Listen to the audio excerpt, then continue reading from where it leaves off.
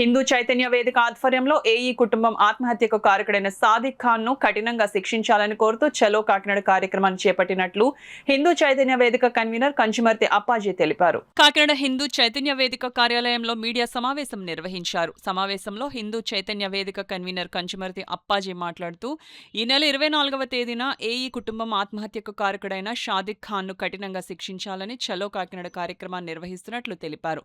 ఈ కార్యక్రమంలో తుమ్మలపల్లి నారాయణరావు, మామిడాల శ్రీనివాస్, జీవీఎస్ ప్రసాద్, పట్టాభిరామయ్య, శ్రీనివాస్, విహాయ్, రవివర్మ తదితరులు పాల్గొన్నారు. హిందూ బంధువులందరికీ నమస్కారం.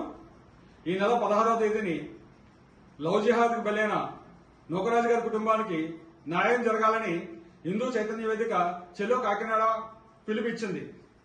24వ తేదీ మన అందరం కాకినాడ బాలాజీ చెరువు దగ్గర కలుద్దాం.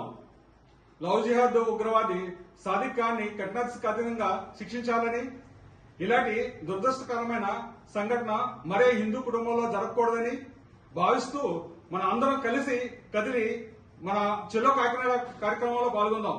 లవ్ జిహాద్ ని నిర్మూలన చేయాలని ముక్త కన్నంతో హిందువులందరూ కలిసి కదులుదాం. చెలో కాకినాడ రండి, మనందరం కలిసి మన పిల్లల్ని రక్షించుకుందాం లవ్ జిహాద్ బారి నుండి. జై శ్రీరామ్. జై శ్రీరామ్.